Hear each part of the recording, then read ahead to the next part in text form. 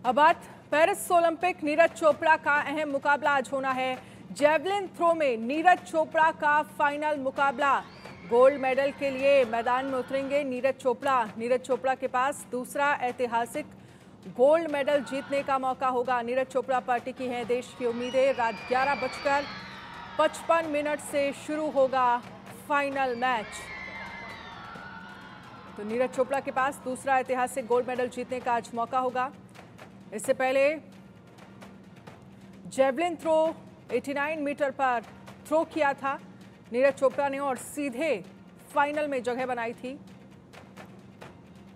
और आज फाइनल का मुकाबला है, यानी लड़ाई जो है वो गोल्ड मेडल के लिए है नीरज चोपड़ा की अगर हम बात करें। और इससे पहले भी नीरज चोपड़ा जो हैं वो गोल्ड मेडल जीत चुके हैं। और आज एक बार फिर देश को उम्मीदें हैं गोल्डन बॉय नीरज चोपड़ा से। तो नीरज चोपड़ा का अहम मुकाबला आज होना है पेरिस ओलंपिक में।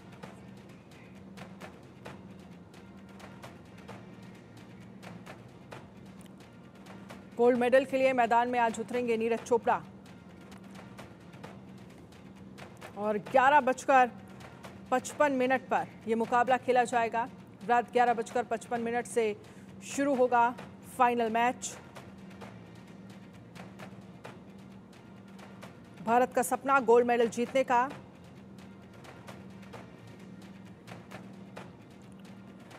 निर्भय सिंह को जेवलिन थ्रो हमारे साथ जुड़ गए हैं ज्यादा बातचीत के लिए।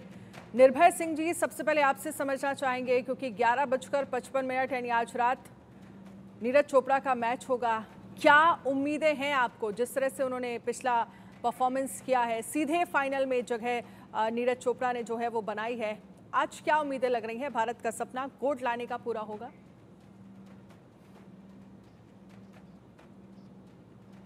सबसे पहले तो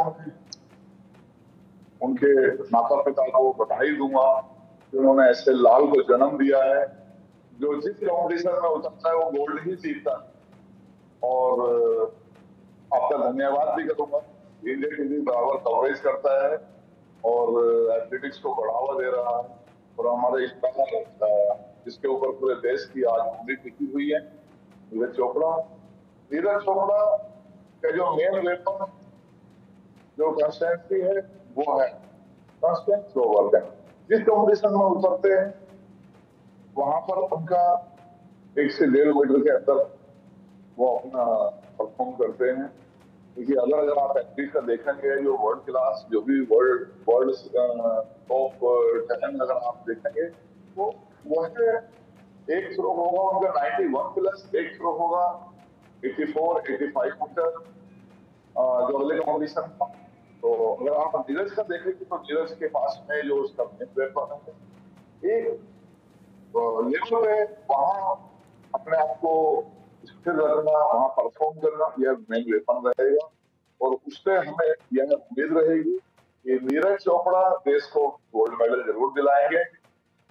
मेरा अपना जो मानना है गोल्ड आए सिल्वर आए ब्रोंज आए कोई इससे वो नहीं है, लेकिन मैं जो उम्मीद लगाए बैठा हूँ एज ए कोच जो एथलेटिक्स के अंदर मैंने टाइम लगाया है अपने कैरियर एज ए प्लेयर और फिर एज ए कोच का जो मेरे 11 साल का समय हो गया है, तो मैं जो उम्मीद कर रहा हूँ मेरा इतना बेस्ट कर दिया तो ये बहुत बड़ा अचीवमेंट हो। लेकिन जिस तरह से उन्होंने, अगर हम उनके परफॉर्मेंस की बात करें, 89.34 मीटर का थ्रो जो उन्होंने किया था इससे पहले और सीधे फाइनल में जगह बनाई, जो कि अब तक का बेस्ट थ्रो माना जा रहा है, आप इसे उनकी परफॉर्मेंस को कैसे देखते हैं? नीरज ने जिस लेवल पर अपने आप को खड़ा किया है, जहां पीक लाती है, जो कोचेज ने, जो उनके पीछे टीम है इस टाइम में, उन्होंने जो फिलहाल किया है वो इस कॉम्पिटिशन के लिए किया है। और जो 89 प्लस वाला फ्लो है 89.34 वाकई में जितने भी उसके कॉम्पिटिटर हैं नीरज के उनके ऊपर प्रेशर डालने के लिए बहुत अच्छा फ्लो है। क्योंकि यही जो कंस्टेंट फ्लो है ये दूसरे खिलाड़ियों के ऊपर बहुत प्रेशर देती है। तो प्रेशर बनाने के लिए क्वालिफाई राउंड में बहुत अच्छा ऊपर।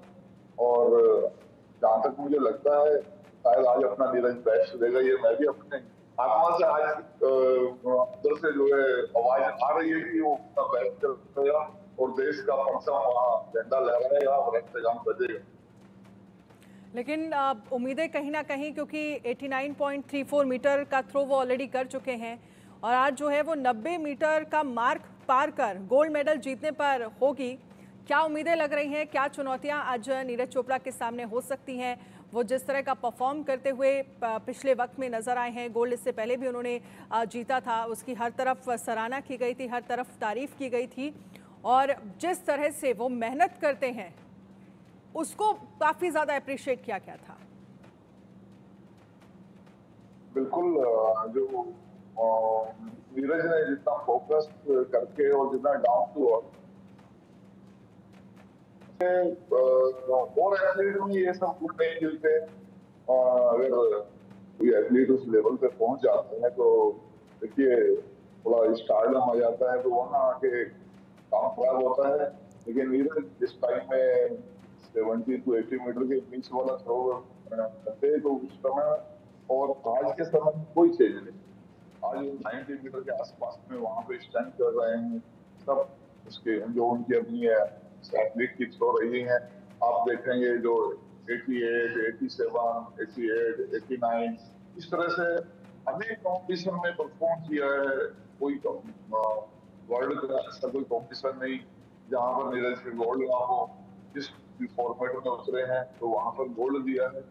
तो इससे जो एक जगह एक अपने आप को स्थिर करना, एक जगह बनाए रखना, ये बहुत चैलेंज होता है लीग के लिए और साथ में एज वेल एज जो कोचिंग स्टाफ है उनके लिए भी, कि एथलीट को वहां पर स्टैंड कराना। एथलीट तो मेहनत करता है लेकिन उनके जो पीछे पूरी टीम है बहुत ज्यादा काम करती है और वह उन्हीं सब मुझे लग रहा है कि आज जो है देश को गोल्ड जरूर। बिल्कुल। और निर्भय सिंह जी, क्योंकि मैं चाहती हूँ कि फैमिली का एक बहुत बड़ा एक तरह से कह सकते हैं कि योगदान होता है जब आपका बेटा अच्छा परफॉर्म कर रहा हो और फैमिली अगर इतना सपोर्ट कर रही हो। ऐसे पेरेंट्स जो लगातार नीरज को सपोर्ट कर रहे हैं, हरियाणा के लोग सपोर्ट कर रहे हैं, सरकार जो है वो वहाँ पर लगातार सपोर्ट कर रही है और शायद यही तरीका है कि आप किसी का उत्साह वर्धन कर सकते हैं, उसे अप्रिशिएट कर सकते हैं। और हम देख रहे हैं कि नीरज चोपड़ा जो हैं वो लगातार बेहतर परफॉर्म करते जा रहे हैं। जी बिल्कुल, जो परिवार ने नीरज को सपोर्ट किया है, जिस तरह से नीरज के लिए उनके माता पिता का जो सेक्रीफाइस रहे हैं, क्योंकि किसान परिवार से नीरज बिलोंग करते हैं और जो और से अर्श तक का जो सफर है उसमें पेरेंट्स का, परिवार का पूरे बहुत बड़ा योगदान होता है। और जिस गेम के अंदर कोई पहचान नहीं थी देश की, उस एथलेटिक्स को एक पहचान बना लगे नीरज चोपड़ा विश्व स्तर पर। और जहां हमारे यहाँ क्रिकेट का फीवर है, हर जगह क्रिकेट का ही बोलबाला होता है। कई बार पूछ लेते हैं, मैं भी कहीं सफर करता हुआ होता हूँ तो कई बार पूछ लिया करते थे उस टाइम में भी जब हम एथलीट थे, क्या खेलते हैं आप? क्रिकेट खेलते हैं। खेलना मतलब सिर्फ लोगों को यही पता था कि आप क्या क्रिकेट खेलते हैं। नहीं, क्रिकेट के अलावा जब खेल होते हैं आज कहीं पर अगर आप कहीं पूछने लगते हैं, बात होती है कि एथलेटिक्स में अच्छा नीरज चोपड़ा जानते हैं, खेले हैं, तो ये मेरी भी खुशनसीबी है कुछ जी। चलिए निर्भय सिंह जी, आप हमारे साथ रहिएगा, आगे भी हम इस पर आपसे चर्चा करेंगे। लेकिन इन सब के बीच नीरज चोपड़ा के पिता का क्या कुछ कहना है, नीरज चोपड़ा के पिता को क्या कुछ उम्मीदें हैं आज के उनके मुकाबले से, सुनिए जरा। पेरिस ओलंपिक 2024 में आज होने जा रहे नीरज चोपड़ा के मैच का पूरे देश को बेसब्री से इंतजार है। आज हम नीरज चोपड़ा के गांव खंदरा में हैं और उनके घर, नीरज के घर पर पहुंचे हैं। नीरज के पिताजी सतीश चोपड़ा जी हमारे साथ है। सतीश जी, सबसे पहले तो बताइए, फाइनल मैच है, कितनी उम्मीद है आपको? पूरे इंडिया को उम्मीदें हैं? जी बिल्कुल, जो अपने पूरे देश को एक उम्मीदें हैं उस बच्चे से, हमें भी 100% उम्मीद है कि वो देश की जो उम्मीदें हैं उन पर खरा उतरेगा। जी जी। अच्छा, देश अभी तक पूरे हिंदुस्तान को मेडल की बात करें, गोल्ड नहीं मिला, तो क्या गोल्ड की उम्मीद लगाए नीरज चोपड़ा से, क्योंकि जिस प्रकार से हर बार उम्मीद होती है? जी देखो, जो देश की उम्मीदें हैं अब वो तो पता नहीं होता पहले भाई हम क्या जीत रहे हैं नहीं जीत रहे हैं, लेकिन जो अपनी कोशिश रखेगा नीरज वो यही रखेगा कि अपनी प्रैक्टिस जो उसकी जैसी बढ़िया हुई है और जैसा उसका एक क्वालिफिकेशन बढ़िया तरीके से हुआ है तो उसके अनुरूप एक पूरे देश की उम्मीदें हैं कि वो गोल्ड जीते। तो सभी का ये मतलब एक विश्वास भी है उसके ऊपर कि भाई वो अपने देश का मतलब एक झंडा फहराने में एक योगदान रहे।